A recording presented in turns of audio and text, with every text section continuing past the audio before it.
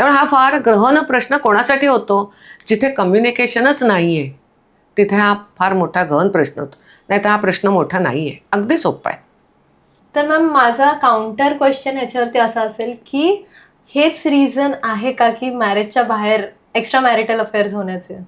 म्हणजे मी मगाच्या प्रश्नाचं म्हटलं मागे उत्तर दिले, लगेच सुद्धा काउंटर क्वेश्चन तयार. व्हेरी गुड, छान छान छान छान वाटतंय मला.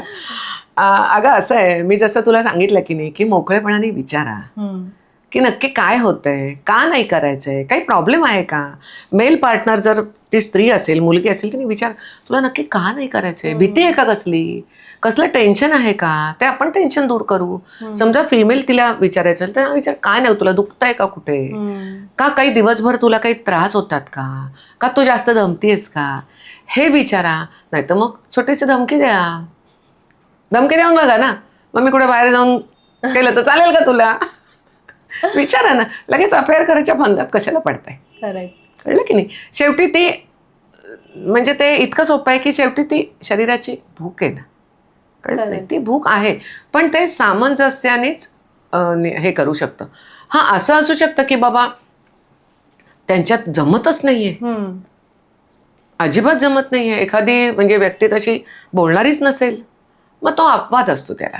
म्हणजे पण दोन्ही, मी म्हटलं ना तसं की दोन्हीकडून प्रयत्न व्हायला लागतात. हां, एकानेच पुढाकार घेऊन. समजा मी असं म्हणेन की तुम्ही 2 पावलं तर चाला, तुम्ही 10 पावलं तर चाला. 10 पावलं चालल्यावर पुढची व्यक्ती 1 पाऊल तरी पुढे येतेच की नाही. बरोबर. पण पहिल्यांदा आपण तशी तयारी ठेवायला लागते की मी 10 पावलं चालेल. करेक्ट. मग ह्या केसेसमध्ये असंही होऊ शकतं का की दोन्ही पार्टनर्सचे नीड्स आणि एक्सपेक्टेशन्स खूप वेगवेगळे आहेत? The again communication part. Needs, again कम्युनिकेशनच होतं ना ते. तुम्ही सोडवत नाही ना काही, म्हणजे त्या गाठी असतात ना त्या तशाच ठेवता तुम्ही. मागच्या गाठी ठेवायच्या नाहीत कधी. म्हणजे कधी माझं हे झालं भांडण, ती गाठ तिथेच ठेवली, पुढे गेलं, असं कधी करायचं नाही. सोडवून टाका ती.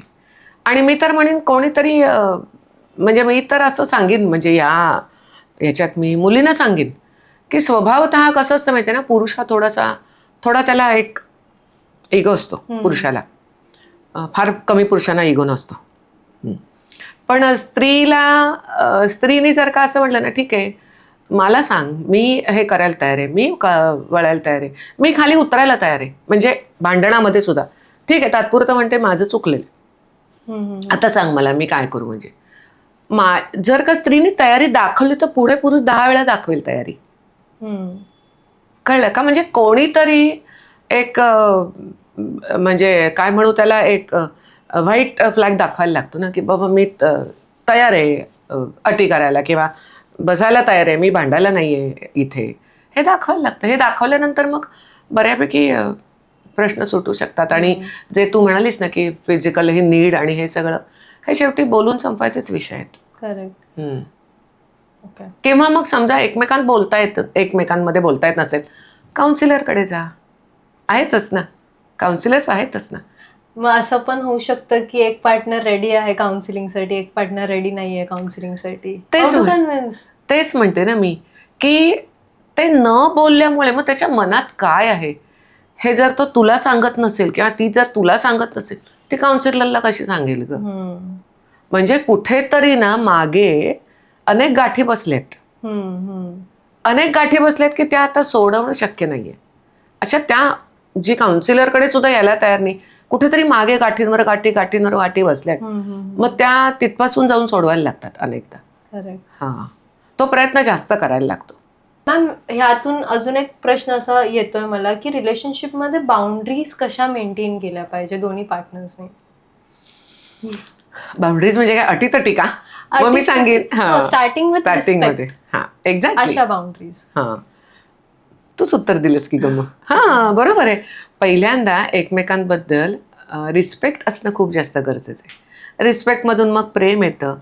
प्रेम असलं ना की मग देर आर नो बाउंड्रीज. म्हणजे मी काही करायला तयार असते माझ्या पार्टनरसाठी, पार्टनरही काही करायला तयार असतो. म्हणजे तसं म्हणशील तर मग मी म्हणेन की मग लग्न जर केलं तर हे सगळं आपसूक होतच. की रिलेशनशिप आपण आता छोटंसं मी तुला उदाहरण द्यायला गेले तर कसं होतं की आपण आधी सायकल चालवत असतो, बरोबर आहे. मग सायकल चालवतो, मग आपल्याला असं वाटतं की नाही आता आपण जरा बस झालं सायकल चालवणं, धूळ जाते, डोक्यावर ऊन लागतंय, तर आपण आता चार चाकी घेऊया वाहन. म्हणजे मग ते आपण 4 चाक म्हणजे आपण एकाचे 2 जण होतो. मग आपण कसं ठरवतो की 4 चाकं व्यवस्थित एका वेळेला जायला पाहिजेत, हो की नाही? म्हणजे त्याच्यातून आपण पुढे जायचं की आपण 2 जण एकत्र आलो की आपण आयुष्यभरासाठी जेवढं आपल्याला आयुष्य दिलं ते भरासाठी एकत्र राहून काहीतरी छान करता आलं पाहिजे, सुख मिळवता आणि देता आलं पाहिजे, आणि आपण जिथे राहतो तिथेही सुख निर्माण करता आलं पाहिजे. त्यामुळे तिथे जर का मेन रिस्पेक्ट जर असेल ना, तर पुढच्या पायऱ्या चढणं हे थोडंसं म्हणजे सोपं पडतं तुम्हाला. करेक्ट. रिस्पेक्ट आणि विश्वास हे दोन्ही असायला पाहिजे. म्हणजे विश्वास मी जर टाकला कोणावर तरी तो सांभाळला पाहिजे, माझ्यावर विश्वास टाकला तर मी सांभाळला पाहिजे. तसंच रिस्पेक्ट आहे, मी जर दिला म्हणजे मला जर मिळत असेल तर मी द्यायला पण पाहिजे ना.